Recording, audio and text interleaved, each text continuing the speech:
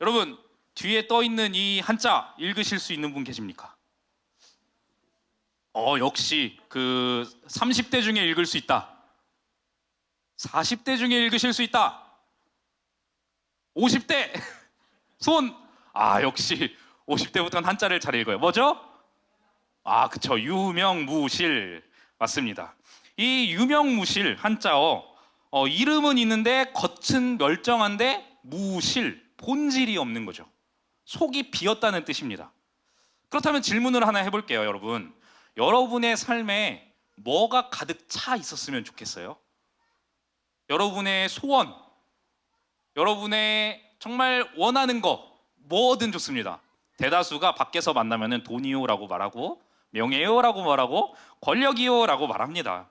어쩌면 우리는 지금 생각하신 거, 그 말씀하시고 생각하신 그 모든 것들을 향해서, 그리고 위에서 인생이라는 긴 트랙 위에 열심히 뛰어가고 있는지 모르겠어요. 오늘 본문 말씀은요, 지난주 말씀이랑 굉장히 긴밀한 상관관계를 가지고 있습니다. 지난주에 어떤 말씀이었는지 혹시 기억하시는 분 계십니까? 금송아지 사건. 모세에게 십계명을 주셨고 그 십계명을 들고 정말 긴 여정이었어요. 20장에 올라가거든요. 이 33장이잖아요. 저희도 지금 거의 반년 동안 이걸 봤는데 드디어 내려왔는데 뭐라고 있어? 금송아지 앞에서 모세가 보이지 않으니까 이스라엘 백성들이 두려움에 떨고, 그리고 금송아지, 우상을 만들었어요. 그 앞에서 뭘 하고 있었냐라고 했을 때 이상한 노래를 부르고 있었고 음란한 춤을 추고 있었습니다. 자기들이 보고 배운 대로 로마에서 그러고 있었던 거예요. 산에서 내려오는 모세랑 눈이 딱 마주친 거죠. 그 순간 모세는 친히 하나님께서 주셨던 그 두 돌판을 던져버립니다. 당연히 화는 났을 거예요, 모세도. 그런데 정확히 아셔야 될 거는 그건 혈기는 아니었어요. 막 화나가지고 어이씨 하면서 막 욱해가지고 던진 건 아니었다는 거죠. 돌판에 적혀있던 1계명, 혹시 1계명 아시는 분 계세요? 1계명. 맞아요. 맞아요. 자, 시내산에서 무려 40일 있었는데 오늘 말씀 출애굽기 33장이잖아요. 근데 아까도 말씀드렸지만 시내산에 처음 올라갔을 때가 20장이었고요. 그리고 그때는 같이 올라갔다가 잠시 내려와서 자기 추종자들을 두고 24장에 다시 올라갑니다. 아직 두 돌판 백성들에게도 보이기 전인 거예요. 어떻게 보면은. 이제 하나님이 쭉 법에 대해서 알려주시고 이제 내려가가지고 언약식은 했지만 그럼에도 불구하고 하나님의 말씀을 들고 내려오는 그 순간이었다는 거예요. 그런데 제10계명 1계명에 뭐라고 써있냐면 20장 3절부터 5절까지 한번 읽어보도록 할게요. 시작. 너는 나 외에는 다른 신들을 내게 두지 말라. 너를 위하여 새긴 우상을 만들지 말고 또 위로 하늘에 있는 것이나 아래로 땅에 있는 것이나 땅 아래 물속에 있는 것에 어떤 형상도 만들지 말며 그것들에게 절하지 말며 그것들을 섬기지 말라. 나 내 하나님 여호와는 질투하는 하나님인즉 나를 미워하는 자의 죄를 갚되, 여기가 제일 중요해요, 아버지로부터 아들에게로 3, 4대까지 이르게 하려니와. 무슨 말이죠? 3, 4대를 3족을 멸하시겠다. 그럼 지금 이스라엘 백성들 모두가 다 그 앞에서 막 이상한 춤추고 있고 이상한 노래하고 있는데 어떻게 돼요? 모세 빼고 다 죽어야 되겠네. 그쵸? 너무 어처구니 없는 순간이에요. 아주 무시무시해요. 하나님만 섬기라고 만들지도 말고 절하지도 말라 그랬는데 이미 만들고 절하고 있는 것을 보고 있는 거예요. 그런 사람들 하나님이 어떻게 하신다라고 말씀하시냐면 3, 4대까지 죄를 갚게 하겠다. 이 말씀이 모세의 손에 들려 있는데 이게 또 선포가 되어지는 순간 다 죽어버려야 되는 거예요. 어떻게 보면 하나님의 계명이 선포되면 큰일 나는 거죠. 어쩌면 모세는 백성들을 살리기 위한 최고의 선택을 한 건지도 모르겠습니다. 백성들을 살리기 위해서 다시 한번 하나님께 기회를 달라고 기도도 하잖아요. 어떻게 기도해요? 하나님, 그들의 죄 사해 주세요. 그게 아니면 제 이름도 하나님의 생명의 책에서 제해 주셔도 좋습니다. 괜찮아요. 같이 죽을게요. 하나님 살려주세요라고 하는 거예요. 리더로서 뭘 하고 있냐? 자신이 지은 죄도 아닌데, 여러분이 리더의 입장에 계신 분 계시죠? 근데 부하가 이상한 일을 막 했어요. 그런데 그걸 위해서 내가 대신 죽을게 라고 하는 거랑 마찬가지인 거잖아요. 회개를 하고 있는 거예요. 모세가 회개할 필요가 없습니다. 개인이 지은 죄가 아닌데. 그렇기 때문에 우리도 이 모세를 보고 어떻게 해야 되냐는 거예요. 먼저는 가족을 위해서 기도해야겠죠. 그리고 더 나아가서 속해 있는 교회를 위해서 기도해야겠죠. 더 나아가서 학교, 우리 제2 곧 있으면은 시험 보는데 화이팅. 그런데 나라와 민족에 이르기까지 우리도 회개할 게 너무나 많다는 거예요. 민족이 믿지 않는 자들이 지은 죄인데 왜 내가 계속 부르짖어야 될까라는 고민 한 번쯤 해보셨죠? 모세도 하고 있기 때문인 거죠. 그렇다면 회개를 어떻게 해야 되냐? 오늘 그 답이 본문에 상세하게 나와 있습니다. 1절에 보니까 하나님이 모세에게 이렇게 말씀하세요. 너는 내가 애굽 땅에서 인도하여 낸 백성과 함께하라. 내가 유죠. 근데 분명히 말씀하셨단 말이에요. 20장 2절에 뭐라고 말씀하냐면은 나는 너를 애굽 땅. 그러니까 하나님이 내가 애굽 땅에서 종되었던 집에서 인도해낸 너희의 하나님이야 라고 했는데 오늘 말씀에는 바뀌었어요. 뭐라고?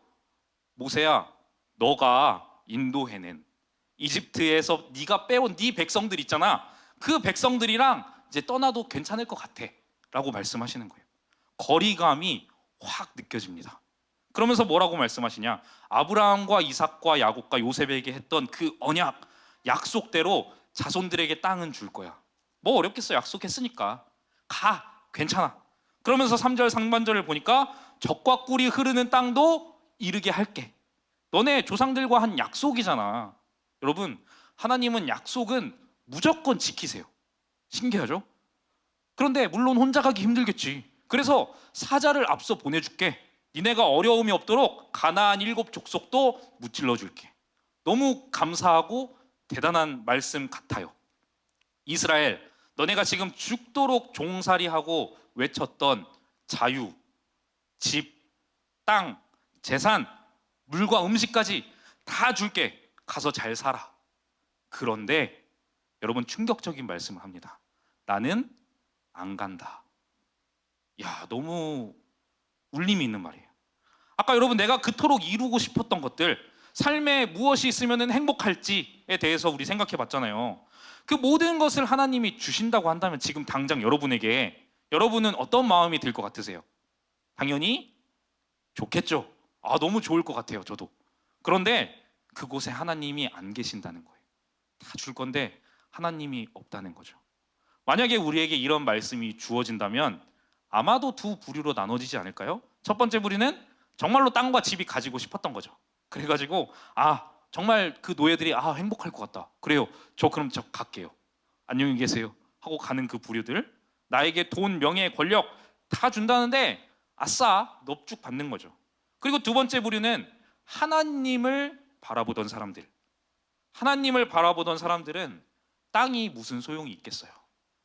물론 우리가 살아가는 갑자기 내 집을 빼가지고 하나님께 드려라라고 말하면은 그건 하나님 뜻이 아닌 것 같은데요 라고 할 것 같아요, 저도. 그런데 이렇게 하나님을 바라보는 사람들에게는 그게 무슨 소용이 있겠냐는 거예요.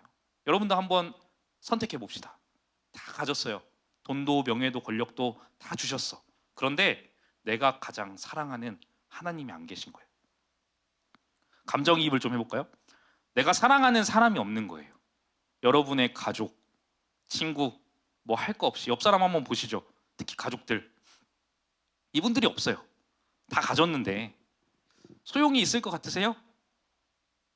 아니죠. 여기 있으신 분들은 전혀 그런 분들이 없을 것 같아요. 뉴스에 옛날에 많이 나왔죠. 로또 당첨되면 파탄이 난다.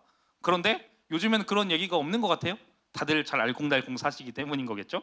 그런데 어떤 선택을 하실 거냐는 거예요. 약간 그런 말씀이죠. 듣다 보면은 뭔가 이상하고 등골이 서늘해지는 여름철의 공포 이야기. 그리고 그거 아시나요? 착한 사람이 화가 나면은 진짜 무섭다. 눈이 뒤집힌다. 지금까지 불평불만 모든 거 물이 없는데, 배고픈데, 하나님 인도해 내신 거라면서 왜 안 주세요? 하면은 이리 나와라 저리 나와라 하면서 다 주셨어요. 그런데 다 퍼주시던 하나님이 분노하니까 분명 이전에 이스라엘 백성들 같았으면은 이걸 가지고 선물 감사합니다 하고 넙죽 받아먹을 사람들이 많았을 거예요. 물론 3,000명 죽긴 했어요, 그분들은. 근데 아주 다행히도 이스라엘 백성들이 모처럼 정직한 선택을 해요. 심지어 하나님께서는요 뭐라고까지 말씀하시냐면 그 다음 절에는 같이 못 가는 이유에 대해서도 말씀하시거든요. 뭐 할까봐? 같이 가다가 너희를 죽일까봐 같이 못 가시겠대요. 무시무시합니다. 여러분, 어쩌면 우리는 죄와 선 여기에 갈림길에서 항상 고민하는지 모르겠어요. 매일 이 두 가지를 두고 고민하잖아요. 무엇이 죄고 무엇이 선인가? 사실 이 원초적인 질문은 모태신앙을 자라왔던 저에게도 있습니다. 그런데 아주 명확하고 쉽게 정리해 드릴 수 있어요. 하나님은 선이시고 그리고 그러한 하나님께 멀어지면 죄가 되는 겁니다. 이 세상에 살아가는 법도는 도덕인 거예요. 그리고 그렇게 멀어진 죄인들이 하나님께로 돌이켜서 다시 돌아오면, 회개하면 하나님께서는 그 회개를 받아주시고 은혜를 베푸셔서 그 선함이 나인 죄인에게까지도 드러나게 되는 거죠. 저도 아이를 키우고 있습니다. 4살. 지금 저기 뒤에서 자고 있는 거 밖에서 놀고 있나요? 놀고 있는데 예비 씨가 지금 4살이거든요. 무슨 4살? 미운. 아우, 다들 아시네요. 키워보시면 다들 아시죠? 생각이라는 것을 하기 시작했고 자기의 뜻대로 하려니까 앞에 미운이라는 단어가 붙어요. 하나님께서는 지금 이스라엘 백성들, 저와 여러분을 미운 4살로 보시는 거예요. 저도 예비 씨가 이번 주에 입원했어요. 저번 주에. 근데 얼마나 안쓰러워요, 솔직히. 닭똥 같은 막 눈물을 흘리면서 눈도 막 이렇게 커가지고 이렇게 막 흘러요. 근데 꾹 참겠대. 그래가지고 원래는 막 잡고 주사를 찌르는데 얼마나 많이 입원을 했으면은 지가 앉아가지고 그냥 맞았어. 야, 대단하죠? 너무 막 마음이 아팠단 말이죠. 그런데 그건 그거고 병문안으로 이제 할머니 할아버지가 오신 거예요. 여러분 그거 아세요? 영원한 아빠 엄마의 적은 할머니 할아버지다. 왜? 하자는 대로 다 해주시는 거예요. 인스타그램에서 막 찾아보니까 그런 말이 있더라고요. 엄마의 아빠의 사랑은 조건이 없다. 하지만 책임감이 100이다. 그런데 할아버지 할머니의 사랑도 조건이 없다. 그리고 책임감도 없다. 그래서 어느 정도 맞는 것 같아요. 어떤 일이 있었냐면 많은 분들이 아실 거예요. 소아과 밑에 있는 약국에는 왜 그렇게 갖다 놓는지 모르겠는데 장난감이 무지하게 많아요. 예비 씨가 안 사줬거든요. 그 장난감을 막 보고 사고 싶다고 하니까 할아버지가 가자. 그래서 다 사왔어, 정말. 다 골라라고 한 거예요. 다 사줄게. 그 후로 예비 씨가 뭐라고 하는 줄 아세요? 아빠, 할아버지는 다 사준다는데 장난감 다 사줘. 떼쓰고 울고 불고 막 난리가 나는 거예요. 그런데 저는 이제 솔직히 사주고 싶더라고요. 그런데 엄마는 역시 엄마예요. 절대 안 사줘요. 뭘 하는 겁니까? 교육을 하는 거죠. 그리고 그 단호한, 어쩌면은 약간의 살기를 감지한 예비 씨도 알아들어요. 엄마한테 거역하면은 죽을 수도 있겠구나. 수긍을 합니다. 뭐 하는 거예요? 수긍하는 거죠. 교육하는 거예요. 예비 씨가 절제하는 거를 잘 배웠으면 좋겠으니까. 자녀들이 절제하는 걸 잘 배웠으면 좋겠으니까. 그리고 그런 것들을 배워야 인생을 살아갈 때 그 어려움이 없을 거 아니에요. 하나님도 가르치신다는 겁니다. 우리는 때때로 이렇게 기도해요. 하나님, 왜 우리 믿는 우리한테, 나에게 이런 어려움이 생기고 고난이 생깁니까? 저도 그래요, 사실. 아내는 만삭이거든요. 이렇게 배 많이 나온 분이 제 아내인데 곧 있으면은 이제 출산이에요, 다음 달에. 근데 전치태반이라고 고위험 산모예요. 보통 이제 산모들은 출산을 하면 태반이 맨 마지막에 나옵니다. 근데 고위험 전치태반은 태반이 처음 나와요. 그래서 위험한 거고 제왕절개 수술을 할 수밖에 없는 거예요. 그런데 그런 상황 가운데서 예비 씨는 또 입원했어요. 어쩌면 저는 약과인 것 같아요. 이제 추워지면 다시 다가오는 다니엘 기도회, 그 소리만 들으면은 막 골 때려요. 막 뒤가 막 아파요. 그 절절한 사연들을 보면은 이거 어떻게 살아? 나 진짜 못 살아, 나는. 이런 말들이 저절로 나올 정도로 절절한 사연들을 하나님께서는 믿는 사람들에게도 허락하십니다. 근데 왜 도대체 저들이 내가 이런 고난을 받아야 되냐는 거예요. 솔직히 들 때 있잖아요. 그런데 여러분, 고난이 없어야, 어려움이 없어야 진짜 행복할 것 같으세요? 보통 고난이 없으면은 시간이 어떻게 흘러가는지도 모르고 살아가다가 고난이 갑자기 요만한 거 딱 하나 생기면 그때 갑자기 인지하거든요. 내가 살아왔다가 갑자기 힘들어졌네. 그쵸? 근데 고난이 없다고, 어려움이 없다고 정말 행복하지는 않습니다. 그게 하나님의 방법도 아닌 거예요. 미운 4살. 옆 사람과 한번 인사해 보겠습니다. 당신도 미운 4살입니까? 이제 하나님께서는 이스라엘 백성의 맷집을 작정하시고 키우기 시작해요. 어디에서? 광야에서. 지금 이제 마지막 그 선택지가 끝난 거예요. 가, 보내줄게. 가, 빨리 가. 난 없을 건데 가. 여기서 선택했으면 보내주셨겠죠. 근데 이제 남았어요. 남았으면 뭐다? 하나님의 백성들인 거예요. 그래, 너희 잘 됐다. 이제 내 백성이, 내 딸이야. 할아버지 할머니가 아니고 이제 엄마 아빠인 거예요. 이제 책임감 100인 거예요, 하나님도. 그래서 다행히 홍철 없는 홍철팀 아시죠? 하나님 없는 하나님의 자녀들 될 뻔했는데 이제 하나님께서는 광야를 같이 걷기로 작정하셔요. 신명기 8장 2절과 3절 거기에 보면요, 광야의 길을 걷게 하신 이유가 나와 있거든요. 같이 한번 읽어볼게요. 시작. 내 마음이 어떠한지 그 명령을 지키는지 지키지 않는지 알려 하심이라. 너를 낮추시며 너를 줄이게 하시며 또 너도 알지 못하며 내 조상들도 알지 못하던 만나를 내게 먹이신 것은 사람이 떡으로만 사는 것이 아니요 여호와의 입에서 나오는 모든 말씀으로 사는 줄을 내가 알게 하려 하심이니. 아멘. 요약하자면 여호와의 말씀으로 사는지 안 사는지, 그렇게 안 사는지 사는지 알게 하려 하심이래요. 강력한 믿음의 사람으로 키워내기 위해서. 여러분도 한번 잘 생각해 보시죠. 독수리는 새끼를 낳고 조금 크면은 어떻게 하죠? 독수리 둥지 엄청 높이 있거든요. 저 군생활 때 많이 봤어요. 산 꼭대기에 있어요. 근데 거기서 새끼를 어떻게 해요? 이렇게 날 수 있을 것 같으면 떨어뜨려. 근데 신기하게 한번 떨어져 푹 해도 죽진 않는데요. 신기하죠? 근데 계속 떨어뜨리는 거예요. 왜? 날게 하시려. 맹수들도 동일한 방법을 써서 자연에서 살아남을 수 있도록, 맹수로 존재할 수 있도록 만들어 가신다는 거예요. 그렇다면 하나님의 사람인 저와 여러분, 하나님의 백성인 저와 여러분은 하나님의 자녀인데, 명색이 그냥 천민 막 자녀가 아닌 거잖아요. 당연히 하나님의 방법으로 키움을 받겠죠. 이 험한 세상에서 하나님의 자녀로 산다는 게 쉬운 일은 아니잖아요. 살아보셔서 알겠지만 쉽지 않습니다. 독수리 새끼도 절벽에서 뛰어내리고 싶지 않을걸요? 근데 안 뛰어내리면 어떻게 합니까? 날지 못해요. 날지 못하면 그건 무슨 말이에요? 독수리가 아닌 거예요. 애초에 내가 닭으로 태어났으면, 엄마는 왜 독수리여가지고, 내가 닭이었으면 그냥 땅바닥에서 알 잘 낳고 살아갈 텐데. 근데 독수리 새끼이기 때문에 절벽에서 뛰어내려야 된다는 거예요. 우리는 많은 순간에 고난이 없기를 바래요. 그냥 순탄하게 살아가면서 아무런 어려움이 없는 삶을 살기 원할지 모르겠습니다. 실제로 별다른 어려움 없이 살아가는 분들도 계세요. 근데 부러워할 건 아니에요. 하지만 하나님이 원하시는 진정한 것은 뭐냐? 고난 속에서도 이길 수 있는 힘, 견딜 수 있는 힘, 버틸 수 있는 힘. 어려움이 있고 누가 날 공격한다고 할지라도 요즘 말로는 세상이 날 억까한다라는 표현을 쓰거든요. 이제 그 자녀들이 아마 쓸 거예요.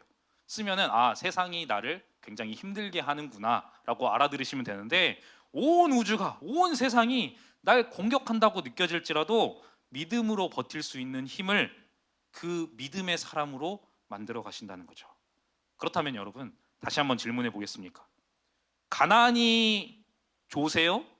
하나님이 좋으세요?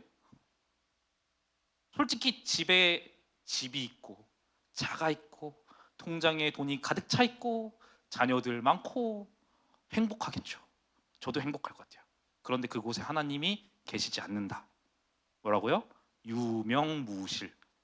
이름만 번듯하지 속은 텅 빈 거죠. 그래서 하나님께서 이스라엘 백성들에게 뭘 하셨냐?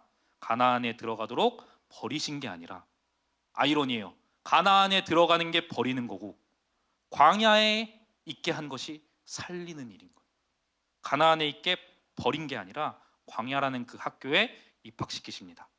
아이한테 장난감을 아무리 사줘도, 아무리 좋은 걸로 치장을 시켜준다고 해도 옆에 엄마 아빠가 없으면 큰일 납니다. 우리도 똑같아요. 하나님이 없으면 아무리 많은 것을 가져도 공허하고 살아갈 수가 없어요. 그래서 이스라엘 백성들이 뭘 했냐? 장신구, 자신을 치장하던 그 모든 장신구, 금송아지를 만들 때 썼던 그 장신구를 다 떼내버리고 자기의 텐트, 장막문 앞에 딱 서요. 진짜 많은 사람들이, 몇십만 명이. 아까 오늘 어떻게 회개하는 것인가 말씀을 통해서 보고자 말씀을 드렸죠. 7절을 한번 읽어보도록 하겠습니다. 시작. 모세가 항상 장막을 취하여 진 밖에 쳐서 진과 멀리 떠나게 하고 회막이라 이름하니 여호와를 앙모하는 자는 다 진 바깥 회막으로 나아가며. 아멘. 모세가 항상 장막을 취하여 진과 멀리 떠났다고 해요. 이스라엘 백성들이 아마 한 20만 명이 나간 걸로 알고 있는데, 남자만 정말 많죠. 어떻게 보면은 굉장히 많은 인원의 그 진 밖으로 나간다는 건 뭘까요? 범죄자들, 뭐 병에 걸린 사람들, 나중에 이런 사람들이 다 진 밖으로 나가거든요. 하나님이 이스라엘을 떠나신 거예요. 하나님이 이스라엘을 떠나셔서 그 이름을 회막이라고 합니다. 이건 성막일까요? 성막은 아니에요. 아직 성막은 지어지지 않았고 부살렐과 오홀리압이 머리를 맞대고 지금도 연구하고 있는 중인 거예요. 36장에 이제 드디어 만들기 시작하는데 언급만 됐지 계획만 설계도만 있는 거지. 그런데 모세가 어떻게 했냐? 아직 성막이 없는 이때 텐트 하나를 들고, 우리가 생각하는 그 텐트 아니에요. 100만 원짜리 텐트 아니고 1000쪼가리 나무 여거 들고 이제 이렇게 주섬주섬 가가지고 돌멩이 들어서 고정하고 올리고 탁 친 다음에 이곳을 회막이라 하겠다. 원어로는 오헬 모헤드, 좀 있어 보이죠? 영어로는 미팅 텐트. 이제 좀 알아들으시네. 한국말로는 사랑방. 50대 이상만 오하시고 자, 40대 이한 사랑방은 만남의 방이라고 하잖아요. 이 회막이라는 곳은 하나님 앞에 나아가기 위한 만남의 처소였다는 거죠. 회개의 처소를 모세가 만들었어요.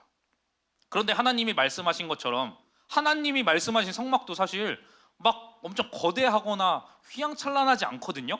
그런데 그것보다도 더 성전 뜰이 있는 것도 아니고 성소가 있는 것도 아니고 지성소가 있는 것도 아닌데 그냥 아무 텐트나 가져다가, 허름한 거 가져다가 진 밖으로 나가서 쳤는데 그곳을 하나님을 만나기 위한 장소다라고 말을 해놓은 거예요. 그리고 정말 진 바깥에 나가서 친 그 회막에 하나님이 임재하십니다. 이스라엘 백성들이 다 범죄했어요. 하나님 앞에 도저히 나갈 수 없는 범죄자들, 회개의 장소를 진 밖에다 뒀는데 이때 모세만 나간 건 아니에요. 말씀해 보니까 여호와를 앙망하는 자들도 다 진 바깥으로 같이 갔다. 앙망하는 자들이 뭐냐? 앙망이 뭘까? 주를 앙망하는 자 올라가, 무슨 뜻인지 모르고 부르셨죠. 앙망은 하나님을 소망한다라는 뜻을 가지고 있어요. 하나님을 소망하며 하나님만 바라보고 소망을 가지고 살아가는 사람들은 다 와서 회막에서 예배 드리자라고 하는 거예요. 그리고 그 모세와 무리들이었겠죠. 회막으로 나아갈 때 무슨 일이 일어나냐면 백성들이 다 일어나요. 자기 집, 텐트, 허름한 집이에요. 허름한 텐트 거기 앞에 다 일어서서 모세가 회막에 들어갈 때까지 바라보고 있어요. 이스라엘 백성들이 드디어 변화하기 시작하는 거죠. 원래 이스라엘 백성들은 다 아시잖아요. 하나님을 깊이 섬기지 않았어요. 항상 모세만 봤어요. 눈에 보이는 모세. 그래서 우리를 인도해낸 너라고 말을 했고, 모세가 보이지 않자 불안해서 금송아지를 만들었습니다. 그런 백성들이 이제는 다 일어나서 장막 문 앞에 서요. 그러면서 모세가 회막에 들어가는 것, 그거를 바라봅니다. 자기들은 들어가지 못하거든요. 왜냐하면 범죄했기 때문에 아직은 하나님 앞에 부끄럽고 면목이 없는 거예요. 그런데 그럼에도 불구하고 뭐라고 말씀하시냐? 이전에는 불평 불만을 토했던 이 이스라엘 사람들이 드디어 예배한다라고 써 있어요. 어디서? 자신의 그 장막 문 앞에서, 거기 서서 예배하는 거예요. 우리 찬양에도 그런 가사 있잖아요. 아까 했던 거. 내가 서 있는 곳 어디서나 하나님을 예배합니다. 너무 중요한 자세예요. 우리가 살아가는 모든 곳들, 뭐 집에서, 때로는 직장, 때로는 일터, 때로는 학교에서도 하나님을 예배할 수 있다는 거예요. 그런데 그곳이 과연 하나님이 계시지 않는 자리인가? 아니라는 거죠. 그곳이 바로 하나님이 나를 만나주시는 자리라는 거예요. 내가 선 그곳에서 나를 만나주신다. 그래서 내가 집에 있을 때 그 집이 회막인 거고, 직장이 회막이고, 학교가 회막이고, 내 사업장이, 내 가장 은밀한 장소들 있잖아요. 우리 뭐 중고대청 아이들 PC방 많이 가는데 그것도 회막이 될 수 있겠죠. 그곳에서 하나님이 나를 만나주시는 회막이다라는 것을 믿음으로 고백해야 되는 거예요. 그래서 모세가 들어가는 것을 바라보는데 어떻게 하냐면 9절 말씀 다 같이 한번 읽겠습니다. 시작. 모세가 회막에 들어갈 때에 구름 기둥이 내려 회막문에 서며 여호와께서 모세와 말씀하시니. 야, 대박이에요. 얼마나 놀라운 장면인지 모르겠어요. 아직 성막이 없어요. 하나님의 임재는 그냥 갑자기 구름 기둥이 와가지고 데려갈 때, 너희가 인도할 때, 그때 구름 기둥 북기둥 이렇게 같이 가는 거거든요. 그런데 구름 기둥이 갑자기 회막에 임재한 거예요. 회막, 이름도 없는 허름한 텐트인데, 그런데 그곳에 하나님의 임재의 상징인 구름 기둥이 내려옵니다. 볼품이 없는 가장 낮은 곳, 그곳에 하나님이 함께하고 계세요. 당연한 건 아닌 것 같아요. 모세가 하나님과 대면한 자고 당장 금송아지 사건도 모세와는 관련이 없는 일이니까라고 생각할 수 있는데 그건 아닌 것 같아요. 하나님 왜 이런 허름한 회막에 임재하셨을까? 어쩌면은 우리가 그 필리핀 선교 갔다 오신 분들 아시잖아요. 거기 침방 가보면요, 그냥 판자 둘러대고 거기서 10명씩 자요. 그런 곳에 하나님이 만나주시는 거예요. 이스라엘 백성 모두가 볼 수 있는 방법으로. 진 바깥에 쳤으면은 진 안에서는 잘 보일 거예요. 거기에 갑자기 구름 기둥이 쫙 내리는 거예요. 보라는 거죠. 이스라엘 백성들, 너희들은 지금 미운 4살인데 이들에게 가르치시는 거예요. 뭘? 그깟 금송아지 없어도, 모여서 음란한 춤 안 춰도, 이상한 노래 부르지 않아도, 화려하지 않은 그 공간에서도 나는 너희와 함께하는 하나님이라는 것을 보여주고 계신 거예요. 노예였던 이들에게 예배란 로마의 이방신을 향한 숭배를 옆에서만 바라보던 사람들이었어요. 되게 화려하죠, 로마니까. 무려 400년을 노예 생활했는데 자신들은 노예였기 때문에 화려함 속에 있지 못했어요. 행해지는 그 숭배의 위협감, 위압감, 그런 거 조성하잖아요. 그런 거 앞에서 야, 나도 저기서 예배하고 싶다. 하나님을 예배하고 싶다. 거기가 하나님이 임재하시는 장소입니까? 그게 너무 좋았던 나머지 따라해보고 싶지 않았을까요? 아, 저렇게 숭배하는 거, 아, 저렇게 해야 신이 좋아하는구나. 이야, 해보자. 어떤 것 같으세요, 여러분? 오늘날 우리에게도 말씀하십니다. 화려한 예배, 거룩해 보이는 공간 당연히 중요하긴 하죠. 그런데 오늘 말씀의 제목처럼 유명무실, 행위만 있고 본질이 없는 그런 예배는, 그런 초소는 정말 쓰레기만 못하다는 것을 오늘 하나님이 우리에게 보여주고 계시는 거예요. 가장 화려한 우상 숭배 행위를 하면 범죄하는 이스라엘 백성들, 분명히 말씀하고 계시거든요. 뭐를? 화려함이라고는 찾아볼 수 없는, 이스라엘 백성들 막 금송아지 만들고 하나님 오라고 했는데 안 왔잖아요. 근데 볼품 없는 진 밖에 그냥 하나 우뚝 서 있는 그 텐트 위에 구름 기둥이 머물러 있는 거예요.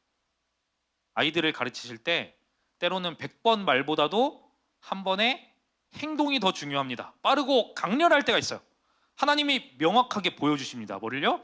가장 낮은 곳, 볼품없기 짝이 없는 그곳에 자신의 사랑하는 백성이 있다면, 그리고 그곳에서 예배하는 사람이 있다면 어느 공간에 있을지라도 친히 찾아와 주셔서 친구가 되어 주신다고 말해요. 두려움 가운데 평안함을 주신대요. 그것을 이스라엘 백성들에게 각인시키고 계신 거예요.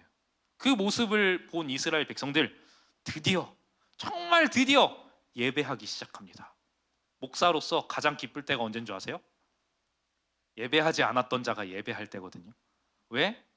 예배가 제일 중요하니까, 그 본질이니까. 그 모습을 본 이스라엘 백성들이 예배하는데 10절 말씀 한번 읽어볼게요. 시작. 모든 백성이 회막문에 구름 기둥이 서 있는 것을 보고 다 일어나 각기 장막문에 서서 예배하며. 다 일어나서 서 있는 그곳 어디예요? 자신의 집 앞이죠. 누군가는 뭐 친구네 집에 놀러 갔다가 그랬을 수도 있겠고, 누군가는 뭐 식당 문에 서가지고 그랬을 수 있겠어요. 그런데 거기서 뭐랬냐? 예배했대요. 어쩌면 구약 시대에는 말이 안 됩니다. 오늘날로 보시면 안 돼요. 구약에서의 예배는 제사였어요. 제사는 굉장히 본격적인 행위예요. 막 단을 쌓아야 되고 불을 질러야 되고 그 위에 태울 재물까지 준비를 해서 드려야 되는 거예요. 3-4시간 막 동안 태워야 되는 행위예요. 집에서 할 수 있는 행동이 아니고 볼품없는 행동도 아니거든요. 그런데 드디어 아는 거예요. 하나님이 가르쳐 주셔서. 하나님은 행위를 받으시는 분이 아니시구나. 구약에서도 내가 어디에 있든지 중심을 보시는구나. 여러분, 이걸 깨달은 사람이 교회에 넘쳐날 때 교회가 변하기 시작합니다. 오늘 이스라엘 백성들은요, 이 말씀을 기점으로 180도 변해요. 진짜 군사화가 돼가지고 막 진을 제대로 쳐가지고 막 지들끼리 나누고 가운데 장막 치고 막 그러거든요. 볼품없는 나에게도 자존감이 낮고 아무것도 아닌 나에게도, 심지어는 죄도 지었는데 그 볼품없는 나에게까지도 친히 찾아오셔서 나의 예배를 받으시는 분이라는 것을 깨닫기 때문에 한계가 없어지는 순간인 거예요. 여러분, 뭔가를 할 때 가장 무서운 게 뭔지 아세요? 폭풍적으로 막 성장할 때, 시간과 공간에 구애받지 않을 때거든요. 게임을 하더라도 이 모바일 폰 게임 시장이 계속해서 이렇게 커지는 이유가 뭘까요? 어디서나 할 수 있어. 켜놓을 수 있어. 그러면은 계속 성장하는 거예요. 게임만 그래요? 공부도 그러죠. 공부도 갑자기 막 자기가 원하는 거 하고 싶어가지고 가지고 다니기 시작하면은, 저도 이제 신학교 들어가려고 예비군 가가지고 엄청 열심히 외웠거든요. 어디든 그냥 계속 외우는 거예요, 하고. 근데 그런 순간 정말 폭풍적으로 성장을 하는 거예요. 아무 때나 내가 선 그곳에서 회개하고 말씀 보고 기도하는 삶을 이들이 드디어 살기 시작합니다. 심지어는 나 혼자도 아니에요. 나 혼자 하면 재미없어. 게임 혼자 해보셨어요? 공부 혼자 해보셨어요? 굉장히 힘들어요. 근데 같이 하니까 되는 거예요. 모두 나와서 자신들이 하나님 앞에 그 마음을 내려놓고 기도하는 거죠. 그렇습니다, 여러분. 회개는요, 예배는요, 모두가 함께 하는 거예요. 함께 나와서 온 백성이 돌이켜서 하나님께로 돌아가는 겁니다. 우리는 평상시에 무엇을 예배하냐는 거예요, 여러분. 무엇에 엎드리냐는 거예요. 삶을 살아오면서, 한 주간 살아가시면서 무엇에 엎드리실 겁니까? 힘과 권세 앞에 저도 많이 엎드립니다. 빛나는 것들, 유혹 참기가 힘들어요. 맛있는 거, 살이 이렇게 찐 이유가 있겠죠. 너무 많아요, 맛있는 게. 그런데 그 마음을 돌이켜서 하나님 앞에 예배할 때 변화가 임하고 은혜가 임할 줄로 믿습니다.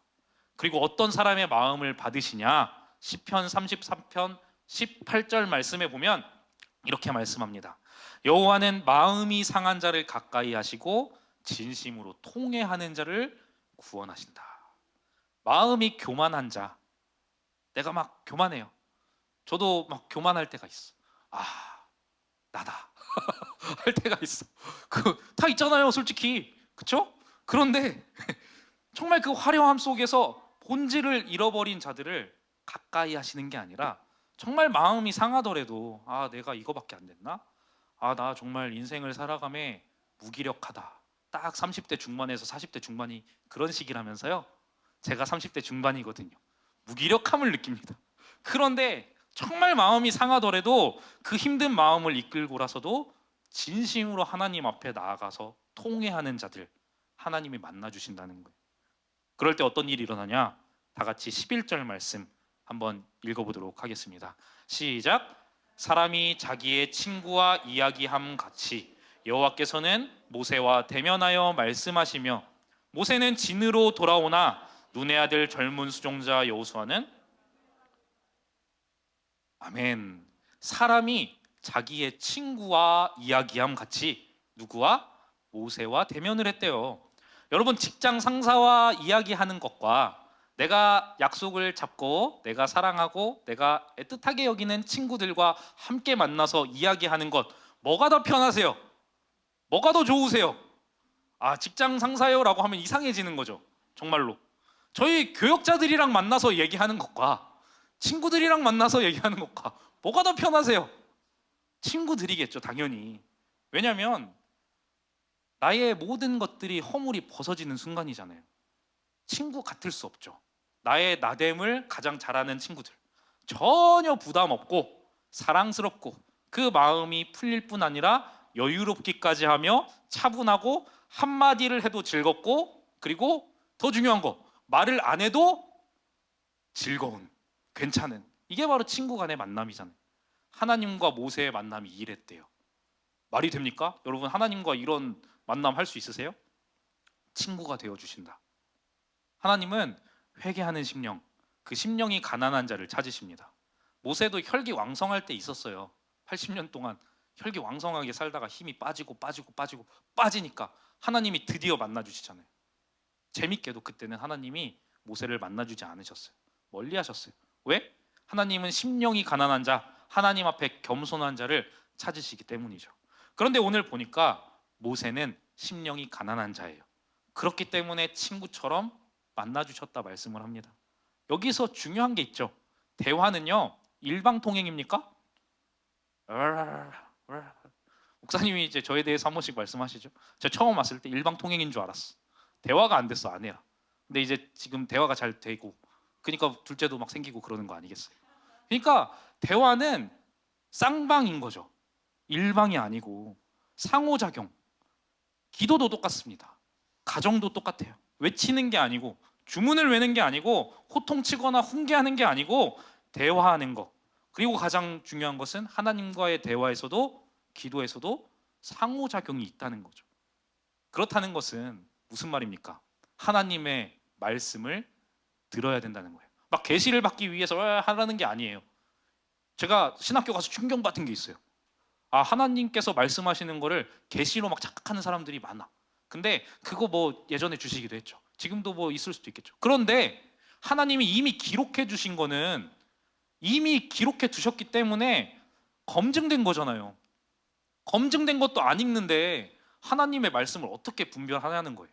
하나님께서는요, 이 기록된 말씀으로 말씀하실 때가 굉장히 많습니다. 그래서 그 말씀을 기도와 함께 계속해서 내 앞에 둬야 되는 거예요. 내가 원하는 거, 내가 힘든 것만 계속 말하는 게 아니고 하나님의 말씀 또한 들어야 된다는 거예요. 여러분, 말씀을 들어야 됩니다. 하나님께서 말씀하시는 것을 듣고 순종하는 거, 그리고 다시 기도의 자리로 나아가는 거, 그리고 또 응답받고 말씀을 받는 거. 기도는 항상 말씀이 함께 있어야 되는 거예요. 말씀이 없으면 아무 의미가 없습니다.